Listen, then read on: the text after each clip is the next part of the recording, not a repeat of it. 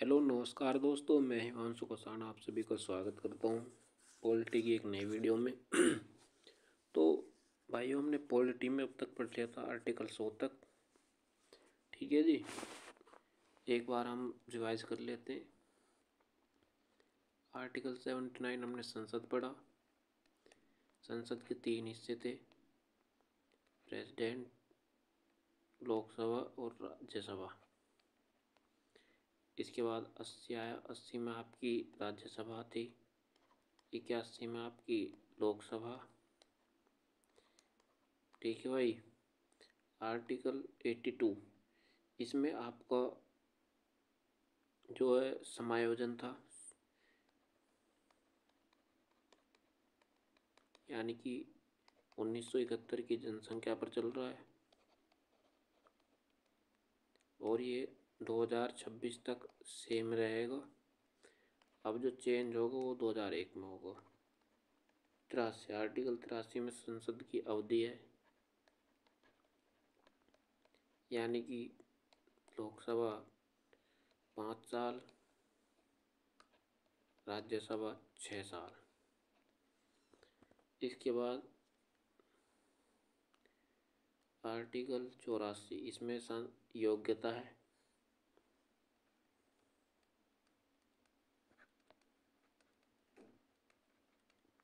भारत का नागरिक हो, 25 वर्ष और 30 वर्ष, 25 वर्ष लोकसभा के लिए, राज्यसभा के लिए 30 वर्ष, पागल दिवालिया ना हो। ठीक है भाई। है आर्टिकल 85। 85 में 17 आहूत,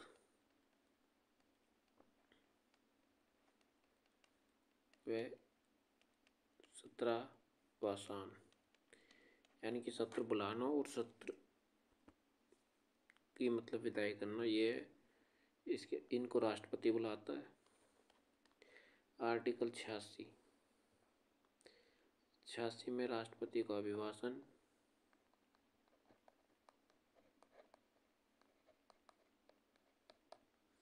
87 में राष्ट्रपति का विशेष अभिभाषण। 88 आपके अटॉर्नी जनरल और मंत्री संसद की कार्रवाई में कोई से भी हाउस में जा सकते हैं, लेकिन वोट हाउस में देनी होगी, अपने हाउस में, और अटॉर्नी जनरल वोट नहीं दे सकते। आर्टिकल 89 आपका, आर्टिकल 89 में आती है आपकी राज्यसभा। राज्यसभा को हमने बताया सभापति, वाइस प्रेसिडेंट होता है, एक उपसभापति होता है जो चुनकर आता है। राज्यसभा के जो सभापति हैं उनको उपराष्ट्रपति होने की सैलरी नहीं मिलती, सभापति होने की सैलरी मिलती है। यह सिर्फ एक ऐसा अध्यक्ष है, यानी कि ऐसा अध्यक्ष है कि जो उस सदन का हिस्सा नहीं है, उस सदन के नहीं है। जैसे लोकसभा में लोकसभा अध्यक्ष होता है, उस सदन का हिस्सा रहता है। ठीक है भाई। राज्यसभा की उम्र 30 साल चाहिए। और इसके बाद हमने देखा आपका आर्टिकल 93, जिसमें आपकी लोकसभा अध्यक्ष व उपाध्यक्ष थे। लोकसभा अध्यक्ष को जो शपथ दिलाई जाती है वो एक सदस्य होने के नाते दिलाई जाती है, ना कि अध्यक्ष होने की शपथ इनको अलग नहीं दिलाई जाती। लोकसभा में एक प्रोटेम स्पीकर होता है जो जिनको राष्ट्रपति निर्वाचित करते हैं, जो विशेष अभिभाषण के दौरान निर्वाचित कर देते हैं वो सब सदस्यों को। आपकी भाई क्या मतलब शपथ दिलाते हैं, उसके बाद अध्यक्ष का और उपाध्यक्ष पद का चुनाव करके वो अपना पद छोड़ देते हैं। और लोकसभा अध्यक्ष ही यह डिसाइड करते हैं कि धन विधेयक है नहीं, इस पर राज्यसभा को कोई अधिकार नहीं है। क्यों भाई। इसके बाद जो और आर्टिकल थे 98 में आपको संसद सचिवालय है।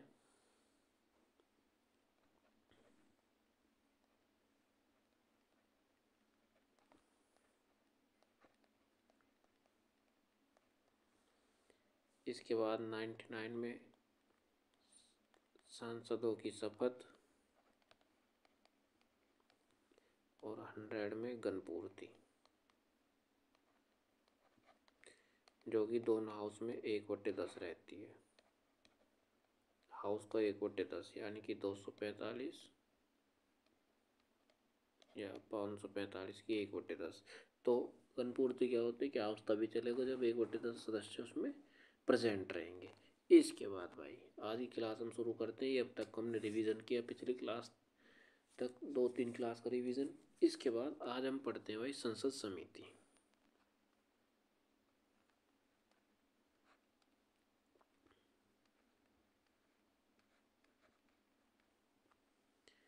संसद समिति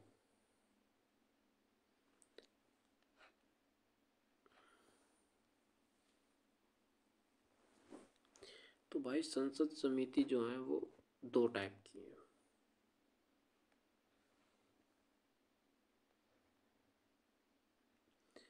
पहली है आपकी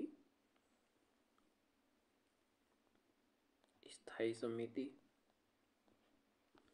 और दूसरी है अस्थायी। इसको कभी कभी तदर्थ भी कह देते हैं।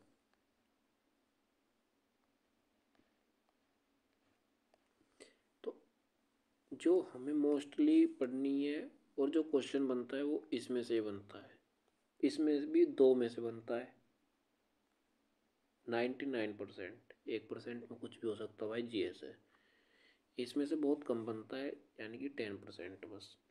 तो इसमें हम पढ़ेंगे सारी, लेकिन आपको जो याद रखनी है वो सिर्फ 2 रखनी है। ठीक है भाई। स्थायी समिति, इसमें 5-6 समिति हैं। जैसे पहली आपकी वित्तीय समिति,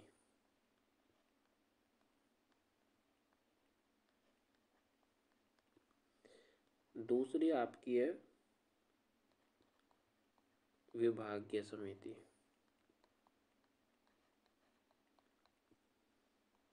तीसरी है आपकी जांच समिति,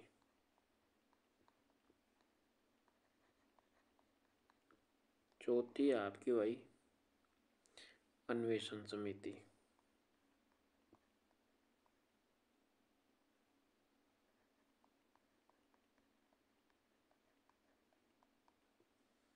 पांचवी है आपकी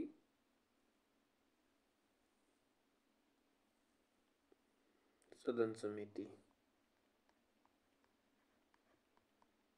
और छठी है आपकी भाई सेवा समिति। तो भाई इसमें से हमें जो पढ़नी है वो एक ये पढ़नी है बस। और इसकी भी 3 समिति होती हैं, वो पढ़नी है। ठीक है भाई, ये हमारी इम्पोर्टेंट है।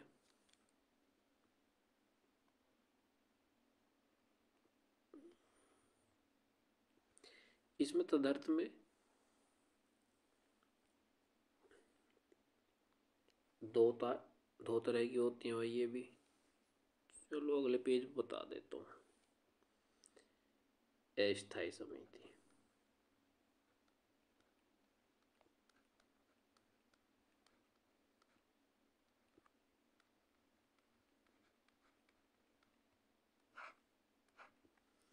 ये भी 2 हैं। एक है आपकी परवर समिति और दूसरी है संसदीय समिति। पहले इसको ही समझ लेते हैं, छोटी सी है। परवर समिति क्या होती है भाई? परवर समिति ये तब बनती है जब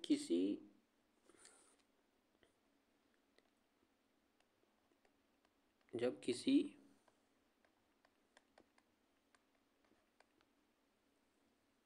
विधेयक पर बहुत ज़्यादा विवाद हो जाए, तो उस विवाद को सुलझाने के लिए।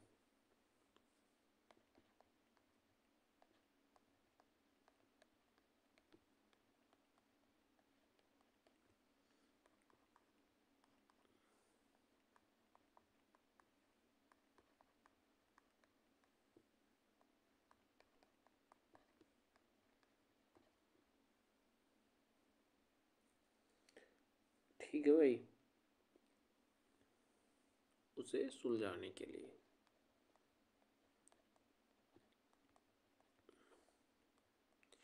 यानी कि उस विधेयक को जांच करने के लिए कि विधेयक भाई सही है या नहीं है, विवाद क्यों हो रहा है। अगर विधेयक सही है तो ये अपनी सोच मतलब रिपोर्ट हमें देती है, और नहीं है तो ना कि में देती है। आपको स्थायी और अस्थायी में एक डिफरेंस समझा देता हूँ भाई। जो स्थायी है ये तो हर साल बनती हैं,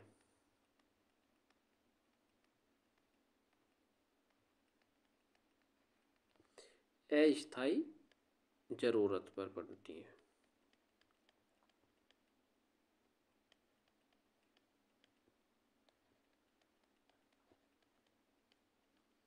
यानी कि ये इसका टाइम पीरियड 1 साल का रहता है। इसको कोई टाइम पीरियड नहीं है, जब तक इनको काम ना होगा जब तक ये करते रहेंगे। अगर काम 1 दिन का हो तो 1 दिन में बन के ख़त्म हो जाएगी, 1 साल का हो तो 1 साल तक चलेगी। ठीक है भाई, ये हर साल चेंज होती हैं आपकी स्थाई। इसके बाद हम पहले ये अस्थाई देख लेते हैं। तो परवर हमने देख ली। इसमें अगर दोनों सदन अलग अलग बना रहे हैं अपनी कमेटी, यानी लोकसभा भी अलग और राज्यसभा भी अलग, तो इसके मेंबर होंगे भाई आपके 30-30। 30 लोकसभा के, 30 राज्यसभा के। मान लीजिए कोई विधेयक उस पर बिल पर ज़्यादा विवाद होगा, तो अगर दोनों हाउस अलग अलग अपनी कमेटी बना रहे हैं तो लोकसभा से 30 मेंबर जाएंगे और 30 राज्यसभा से। लेकिन एक हमारी बनती है जॉइंट पार्लियामेंट्री कमेटी।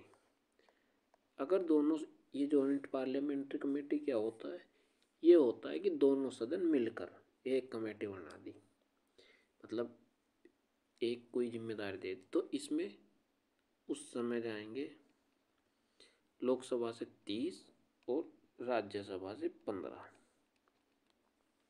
ठीक है भाई, इसका काम सिर्फ विधेयक या किसी बिल पर मतलब कुछ अड़चन आना है, उस पर विवाद होना, उसको सुलझाना। ये कभी कभी बनती हैं जब विधेयक पर कुछ समस्या आती है या विवाद होता है तब, परमानेंट नहीं है, इसलिए ये अस्थायी समिति में है। दूसरी आपकी आ जाती है संसदीय समिति।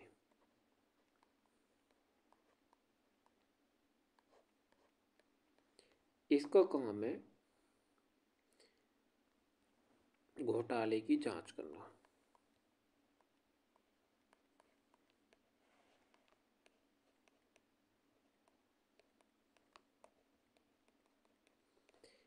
इसी समिति ने भाई अब तक कई घोटाले पकड़े हैं, जैसे आपने चर्चित सुने होंगे बोफोर्स घोटाला या राफेल घोटाला, वे इसी ने पकड़े हैं भाई। ठीक है जी, इसमें भी अगर लोकसभा और राज्यसभा मिलकर बना रहे हैं तो 30-30, और जॉइंट पार्लियामेंट्री कमेटी बन रही है तो 30-15, यानी 45। ये लोकसभा से, ये राज्यसभा से। ठीक है भाई, तो इसके बाद अब हम देख लेते हैं आपकी स्थायी समिति। ये तो हमने पढ़ ली, परवर समिति और आपकी संसदीय समिति। इसके बाद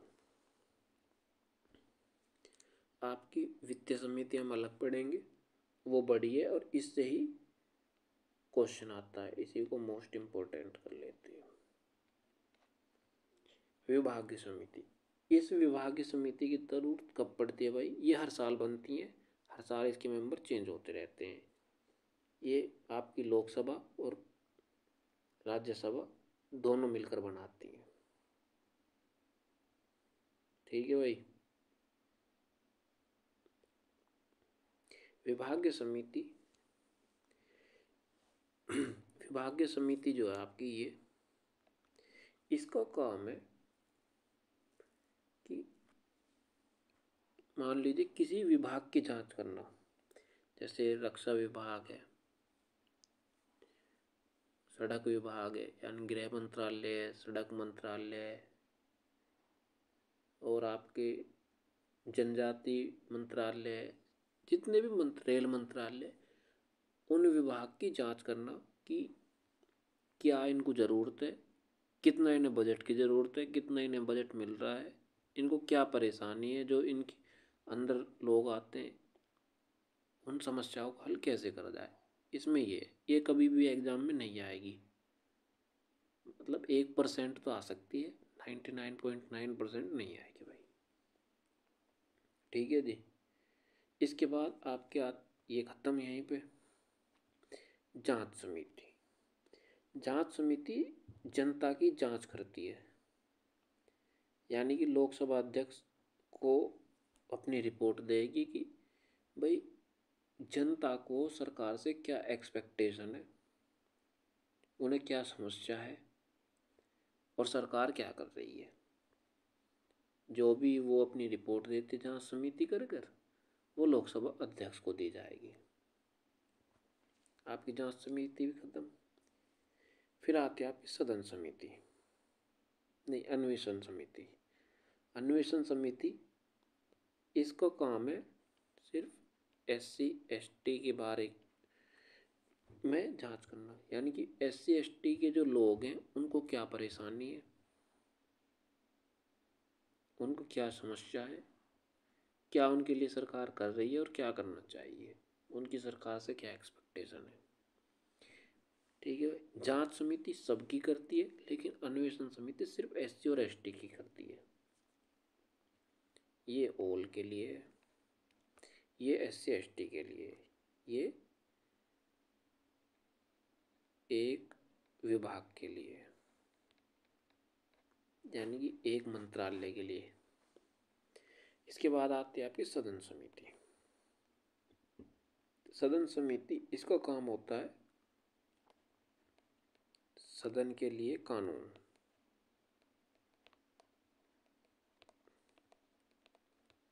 बनाना, यानी कि सदन कैसे चलेगा, कौन ज़्यादा हाय अल्लाह रुक के दे रहा हो, कौन ज़्यादा ऐब कर रहा हो। भाई वहाँ राड़ भीड़ होने को तैयार हो जा कि कौन कहाँ बैठेगा, किसकी सीट किसके पास रहेगी, कौन पीछे बैठेगा, कौन आगे बैठेगा, किसको कितना समय देना बोलने के लिए, बजट भाषण। मान लीजिए कोई भी बहस हो रही है तो कितना समय देना है, वरना सब एक समय बोलने लगे तो भाई वहाँ तो अध्यक्ष को थामने में जोर पूरे हो लेंगे उनके। तो इसलिए उनको समय रहता है कि माननीय सदस्य आपको 5 मिनट दिए जाते हैं, आप बोलिए, आप 2 मिनट बोलिए या 1 मिनट बोलिए, किसी को नहीं भी दिया जाता तो ये भाई उसका काम करती है। फिर आती है सेवा समिति। अब इसका नाम तो सेवा ही है, तो सेवा मतलब सेवा ही हो रही है किसी की। सेवा किसकी हो रही है भाई? सांसदों की। सांसदों की सेवा, यानी इनके हाउस घर कौन सा लॉट होएगा, कितना इन्हें वेतन मिलेगा, कितना इन्हें भत्ता मिलेगा, इसको सबको जो डिसीजन होता है वो सेवा समिति करती है भाई। यानी कि अपनी समिति अपना आप बना रखी है। ठीक है जी। ये हर साल बनती है। अब एक बार रिवाइज कर लेते हैं। विभागीय समिति भाई किसी एक मंत्रालय की या एक विभाग की जांच के लिए होती है। जांच समिति पूरे भारत में जांच करती है, जनताओं की समस्याओं की जांच करती है, उसकी रिपोर्ट लोकसभा अध्यक्ष को देती है। फिर आते अन्वेषण अन्वेषण समिति। अन्वेषण समिति SC ST के लिए बनी है। SC ST की जांच करते हैं कि उन्हें क्या एक्सपेक्टेशन है, क्या मिल रहा है, क्या उनकी ज़रूरत है। इसके बाद सदन समिति आती है जो सदन को चलाने के रूल रेगुलेशन बनाती है, यानी कि सदन कैसे चलेगा। इसके बाद सेवा समिति। सेवा तो सेवा ही हो रही है भाई, सांसदों की होएगी और किसकी हो सकती है। सेवा समिति में उनको उनके घर, वेतन, भत्ते, बिल, गाड़ी घोड़ा, कितने गार्ड या गनर मिलने, वो सब यही करती है डिसीजन। इसके बाद एक हमने बताई थी मोस्ट इम्पोर्टेंट वित्तीय समिति, इसको हम अलग पढ़ेंगे क्योंकि इसके भाई 3 पार्ट हैं।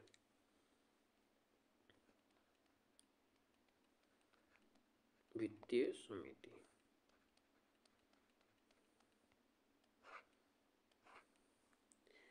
अब वित्तीय समिति भाई 3 प्रकार की है।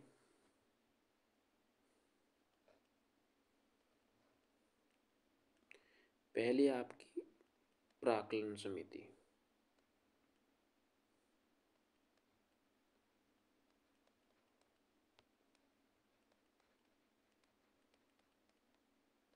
और भाई यही पेपर में आएगी, इसको पढ़ लेना, अगर पेपर में आएगी तो यही आएगी निश्चित है।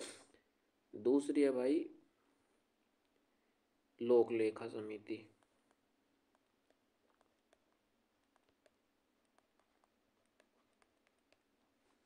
और तीसरी है भाई जी आपकी सरकारी या लोक उपक्रम समिति। लोक भी उसको ही कहते हैं गवर्नमेंट को, या सरकारी उपक्रम समिति।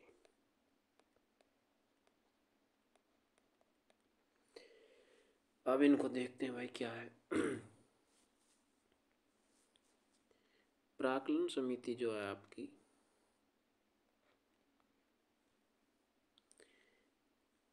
इसमें 30 सदस्य होते हैं केवल लोकसभा के। ठीक है जी, अब लोकसभा के क्यों होते हैं वो बताएंगे। इसका काम है बजट, मतलब बजट को कैसे प्रयोग करना है, बजट या तैयार करना है या प्रयोग कैसे करना है, मतलब बजट के बारे में कुल मिला के ये आसान भाषा में समझिए। ठीक है, तो बजट सरकारी पैसा, मतलब जनता का पैसा है, और जनता किसको चुन के भेजती है, लोकसभा के सदस्यों को, इसलिए इसमें लोकसभा के सदस्य हैं भाई।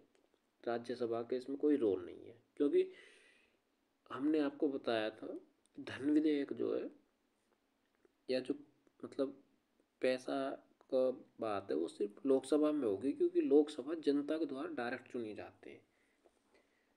आपकी जो राज्यसभा है वो जनता द्वारा डायरेक्ट नहीं चुनी जाती, इसलिए इसमें 30 सदस्य हैं, वो भी सिर्फ लोकसभा के। यह सबसे बड़ी स्थायी समिति है।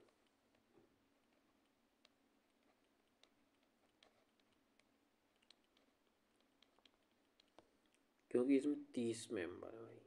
आप कह रहे हो कि अस्थाई में ज़्यादा है, लेकिन वो कभी कभी बनती है, ज़रूरत पड़ी तो बन गई, ना ज़रूरत पड़ी तो ना, यार ना हाव हल्ला हुआ तो ना बनने की, हाव हल्ला होएगा तो बनेगी। तो इसलिए ये हर साल बनती है, तो 30 सदस्य रहते हैं, इसलिए सबसे बड़ी कमेटी है। समिति, समिति या कमेटी कुछ भी कह लीजिए। इसमें मंत्रिमंडल का सदस्य नहीं रहता भाई, कोई भी जो मंत्रिमंडल में है वो इसमें नहीं रहेगा। ठीक है जी। इसके बाद आपके आते हैं भाई लोक लेखा समिति। तो लोक लेखा समिति जो है आपकी, इसको जो काम है, यानी गवर्नमेंट ने बजट पेश कर दिया, प्राक्कलन समिति ने बजट बता भी दिया और पास भी करवा दिया और निकाल भी लिया, कुछ नहीं किया ही प्रधान है। अब लोग पूछेंगे कि भाई हमें इसको जवाब भी तो दो, तुमने 100 रुपये निकालने ये कहाँ खर्च करें। अब जो सरकार है वो तो बता देगी हमने यहाँ करें, लेकिन अब सरकार की मौन थोड़ी ली जाएगी कि भाई अनतेन सही में करे या नो करे। भाई देखा जाएगा ना कि उस जगह करें या नहीं। तो लोक लेखा यानी अकाउंटिंग से समिति तो बजट की जांच करती है भाई, ये कि जनता का पैसा सही जगह उपयोग हुआ है या नहीं हुआ है।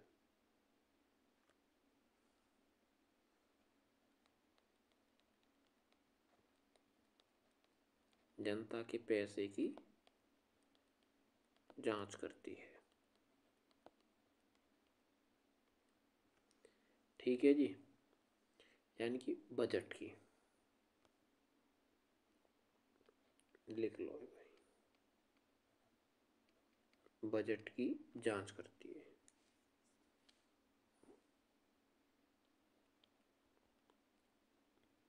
यानी कि जो सरकार पैसा खर्च करती है उसकी जांच यही करती है। इसके बाद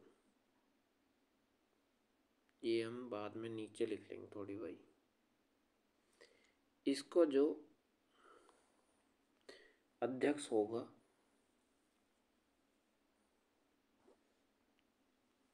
यानी कि अध्यक्ष लिख लो,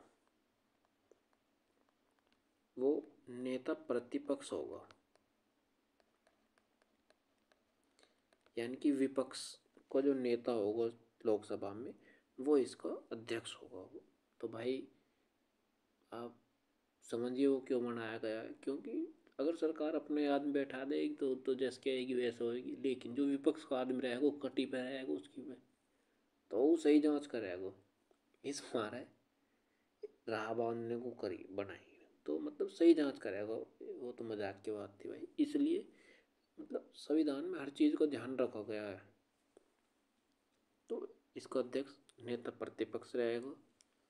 इसमें जो अन्य सदस्य रहेंगे उनकी संख्या लोकसभा और राज्यसभा, लोकसभा से 15 और राज्यसभा से 7 सदस्य ये आएंगे। यह जब अपनी रिपोर्ट प्रस्तुत करेगी, यह अपनी रिपोर्ट सीएजी को देगी।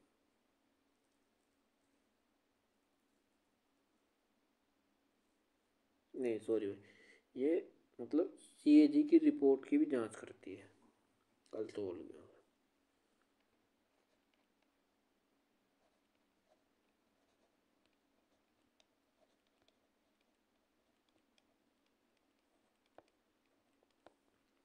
ठीक है जी, इसके बाद आपके आती है भाई सरकारी उपक्रम समिति, तीसरी।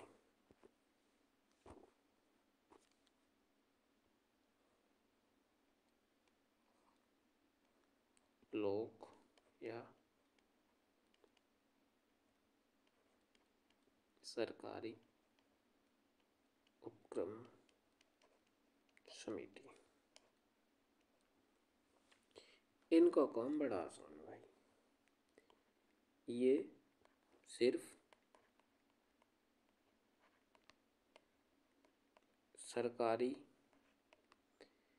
मतलब उपक्रम मतलब सरकार की जो एसेट है, यानी कि जो सरकार की संपत्ति है, जैसे यह सरकार की कंपनी करिए, कंपनी की जांच करती है।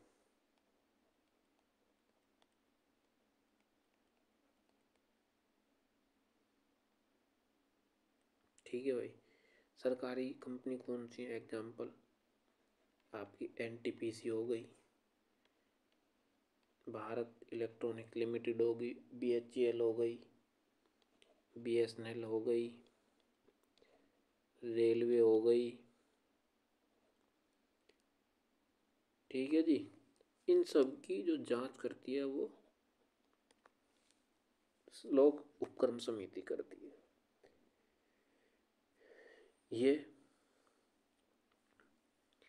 मतलब अपनी रिपोर्ट में बताते हैं कि इनको इतना बजट दिया जाना चाहिए, ये इनको काम है, ये अपने काम सही कर रहे हैं या नहीं कर रहे, ये ज़रूरत है, यही काम बस। इसमें जो महत्वपूर्ण है वे ये दो हैं भाई,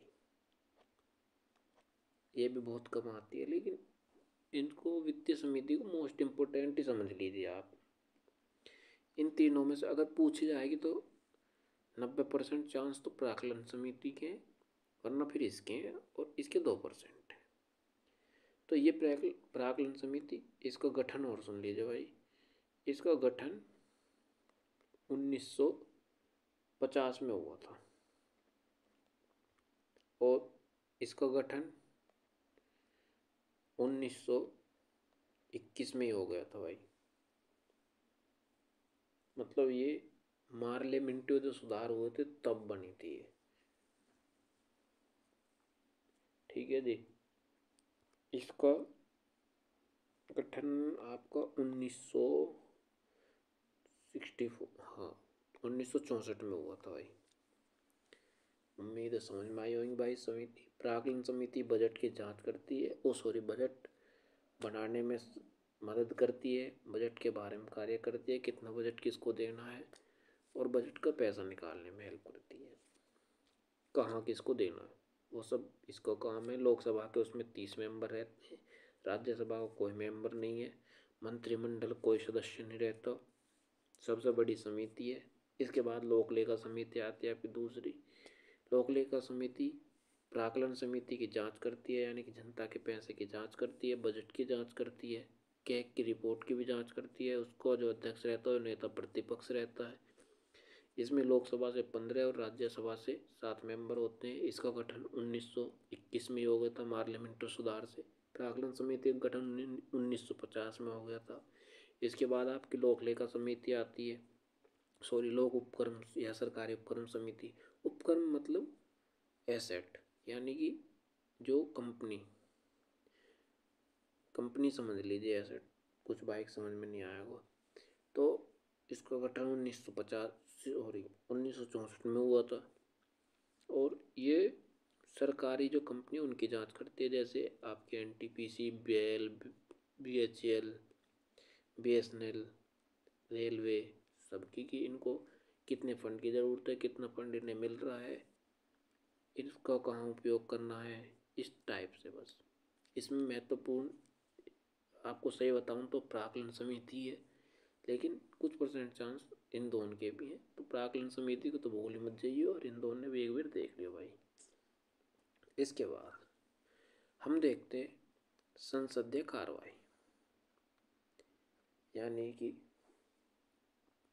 संसद के जो टाइम पीरियड होता है, कार्यवाही कैसे चलती है, संसद की कार्यवाही। तो भाई जो संसद चलने का टाइम होता है वो होता है आपका 11 बजे से 6 बजे तक। ठीक है जी, यानी कि 11 बजे शुरू होएगा हाउस और 6 बजे तक चलेगा। इसमें 4 पीरियड होते हैं। पहला होता है प्रश्नकाल, जो कि आपका 1 घंटा शुरू का रहता है 11 से 12 बजे तक। दूसरा होता है आपका शून्यकाल, जो कि 12 से 1 बजे तक रहता है। तीसरा होता है आपका लंच, भाई समझाएंगे इसे भी, इसका टाइम 1 से 2 होता है। चौथा होता है आपका चर्चा या प्रस्ताव, यानी कि कोई बिल लाना है या किसी बिल पर चर्चा करनी है तो वो इसमें होगी। इसमें भी कई टाइप होती हैं भाई, जैसा पहला विशेषाधिकार, दूसरा आपका हो गया ध्यान आकर्षण केंद्र,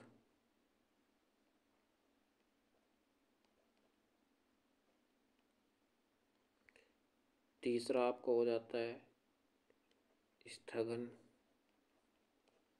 प्रस्ताव, चौथा प्रस्ताव आपका होता है धन्यवाद प्रस्ताव, पांचवा आपका होता है निंदा प्रस्ताव, और छठा हो जाता है भाई आपका अविश्वास प्रस्ताव, सबसे खतरनाक। अब इनको हम देख लेते हैं। प्रश्नकाल, ये शुरू का घंटा होता है। इसमें कोई भी मेंबर 545 से 245 में से किसी भी मंत्री से सवाल पूछ सकता है, मंत्री से सवाल पूछ सकता है। दो टाइप से, पहला ओरल, दूसरा आपका रिटर्न।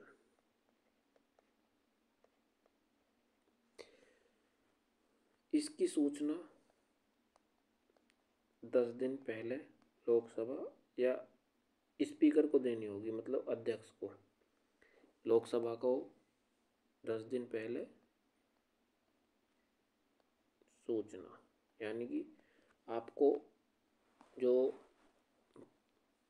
फाइल एक मतलब लेटर देना होगा कि मुझे इस सवाल पर चर्चा करनी है माननीय सदस्य, माननीय अध्यक्ष, इसका जवाब इन मंत्री से हमको चाहिए।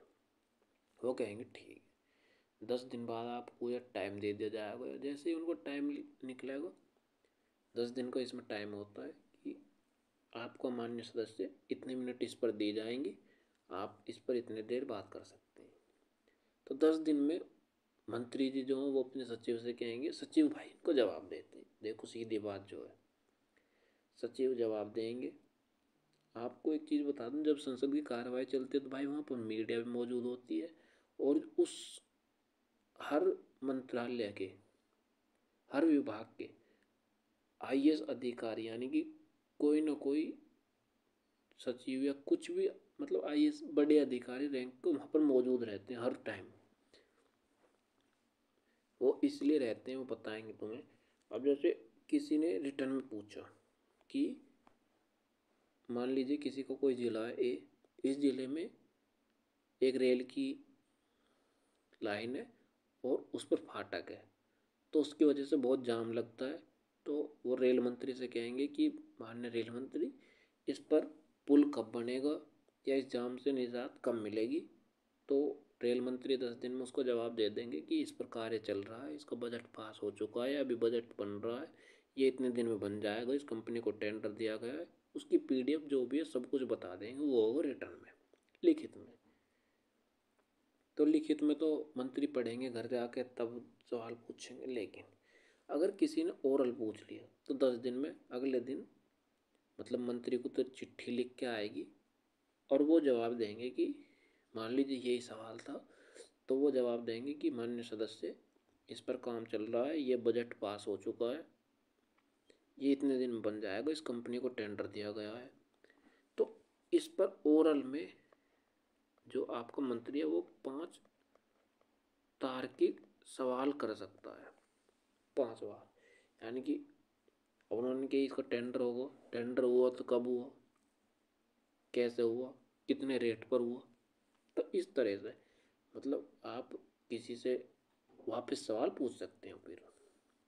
लेकिन अब कोई आदमी सामने, आप मान लीजिए 2 व्यक्ति आमने सामने बात कर रहे हो, और बात कर रहे हो तो आपस में जो जवाब दोगे तो उसमें से कुछ आपको क्वेश्चन उत्पन्न होंगे, कुछ वो जवाब देगा उसमें से होंगे। तो इस तरह से विवाद लंबा ना चले या बहस लंबी ना हो, उसके लिए सिर्फ 5 बार आप रिटर्न में सवाल पूछ सकते हो। ठीक है भाई, ये तो होगा प्रश्नकाल। फिर अगला होगा शून्यकाल। इसमें बिना सूचना के ही प्रश्न पूछे जाते हैं, यानी कि आपको किसी मंत्री से या किसी से भी बिना सूचना के प्रश्न पूछना हो तो इसमें पूछ सकते हैं।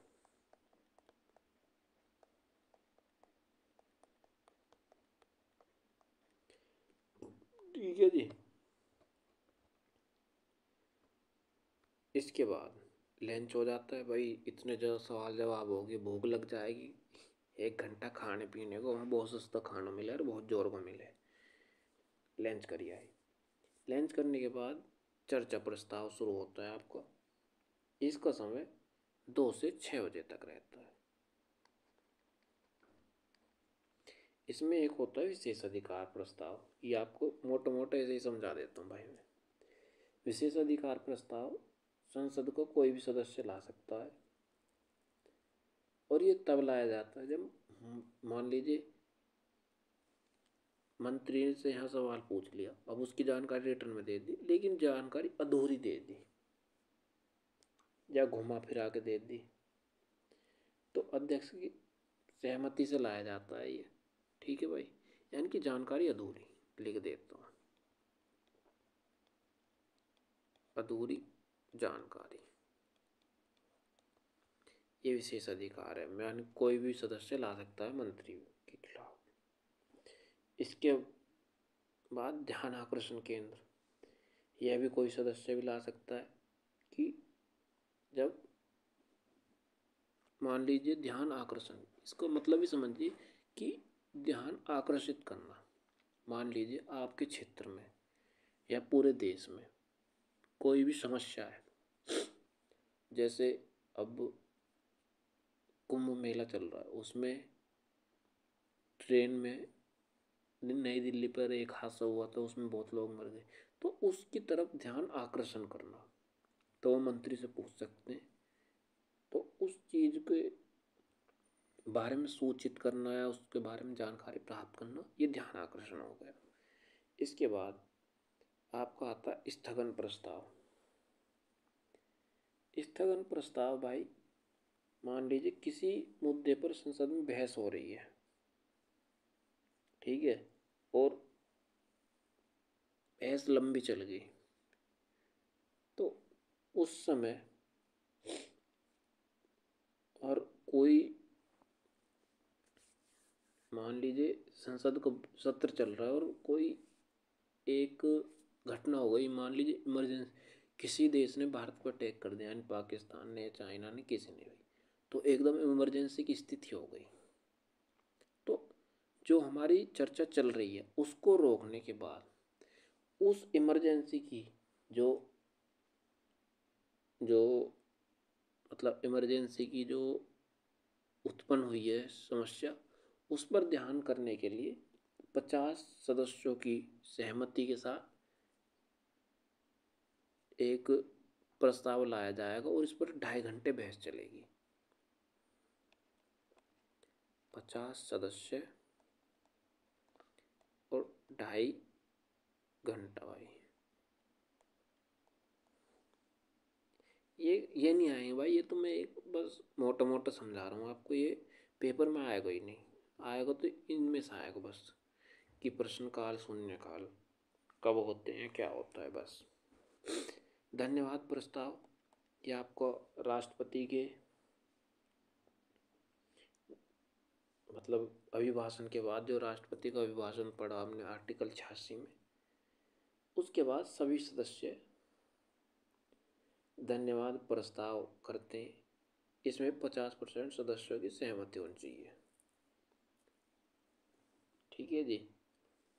इसके बाद आता है निंदा प्रस्ताव, ये किसी मंत्री के विरुद्ध लाया, किसी एक मंत्री के खिलाफ, यानी कि कोई मंत्री अगर अपना काम ठीक से नहीं कर रहा तो उसके खिलाफ लाया जाता है ये। इसमें भी 50% से अधिक वो चाहिए भाई, 50% से अधिक वोट मतलब सपोर्ट चाहिए। अगर किसी मंत्री के खिलाफ ला रहे हो तो 1/2 पूरे सदन को आपके साथ सहमत होना चाहिए, और 1/2 समझ रहे हो भाई, पूरी सरकार 545 में से 1/2 273 के लगभग होगा, 72 पॉइंट कुछ है तो 73 मान जाता है, ठीक है। अगर 273 आपके पक्ष में है तो सरकार को खतरा है भाई, ये सरकार के लिए एक खतरे की निशानी होती है। इसके बाद अविश्वास प्रस्ताव, ये बहुत खतरनाक, यह सरकार के खिलाफ लाया जाता है, और इसमें भी 50% चाहिए भाई, ठीक है। और 50 सांसद इसकी लिखित एप्लीकेशन देंगे कि सरकार नहीं चल रही, और 10 दिन में अध्यक्ष को उसके खिलाफ मतलब उस प्रस्ताव में बहस करानी होगी, और उस बहस में अगर आप विश्वास प्रस्ताव नहीं ला पाए तो आपकी सरकार गिर जाएगी। विश्वास प्रस्ताव सरकार ला, अविश्वास तो विपक्ष लाता है और विश्वास प्रस्ताव सरकार लाती है, ठीक है जी। मतलब विश्वास जो प्रस्ताव है वो सरकार लाएगी, लिख देता हूँ भाई। विश्वास प्रस्ताव यह सरकार लाती है अविश्वास प्रस्ताव के खिलाफ, अविश्वास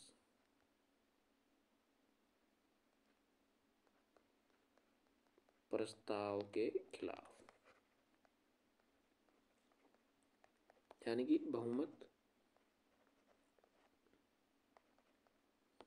साबित करने के लिए।